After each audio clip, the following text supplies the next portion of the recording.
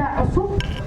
maaragtay xilka loo dhiibay una duceyno baan Allah u fududeeyo gudoomiyaha xilka ka tagay ee u soo shaqeeyay shacabkiisana aan u mahadcelino inta uu la joogay waxqabadkiisa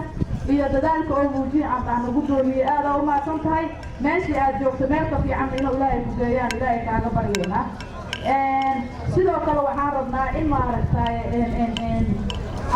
annaga safarkeena aniga xildhibaanka kaliya ma ahayn inaan xifada ka soo qayb galno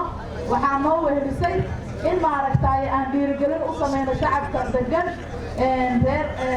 degmadan Warshiiq iyo isxog waraysi maadaama dadkii beerweyntii aan ka dhalanay meeshaan ay degan yihiin baarlamaanka Soomaaliyeedna aan ugu jirno in aan isxog waraysano oo biri waqti wada helno wada sheekaysano maaragtay liskana warhaayo waxyaabaha aan u imaanay ayay ka mid ahayd waxaan rabaa inaan maaragtay gudoomiyaha sida uu uga dhawaajiyay gabdhaha reer Warshiiq tixgelinta uu siinayo inaan uga mahadceliyo sidoo kale in maaragtay aan ku dhiirigeliyo ama aan ka codsano kootadii haweenka ee golaha deegaanka ay ku lahaayeen inuu ku dadaalo waxaan u sheegayaa caalamka hadda waa soo dhigtay arrintan la leeyahay genderka waa projectyada ugu waaweyn caalamka ee la qaatay gender oo hadda ku soo aruuray in maaragtay say degmada projectyo ay u hesho ay beesha caalamka xaqii ay ku lahayd deegaankan ay u helaan in gabdhaha jaanis la siiyo cidaan aan ka dhasho waa ogahay gabdhaha waa necab yihiin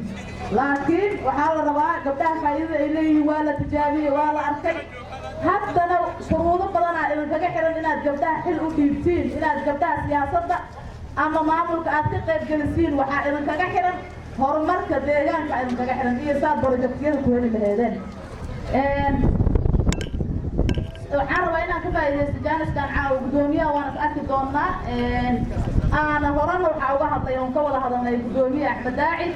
دجمدان وحي أوبا عنها استراتيجية كذا اسمها إلا الصحة وحامس عن كعب وأنا نوع عطاتي دجمدان وقتية الصوص عضو إن أي اسمه كبلا بناي إنه ورمر كبلا بناي إنه يصير باص محل هاي أو بسيط أي وقت السمسو وأنا قاعد بيجينا جودوني وأنا كعب صنينا عطياتنا أنا لا أقبل أو استراتيجية كعب اسمه دجمدان أقابيسي oo aad maaragtay shaqooyinka ugu horeeyay aad qabanaysid aad ka dhigtidna waa kaaga maaragtay waa ka codsanaynaa maaragtay shacabka reer Warshiiq aan rabaa inaan u mahadceliyo soo dhaweynteeda diirneed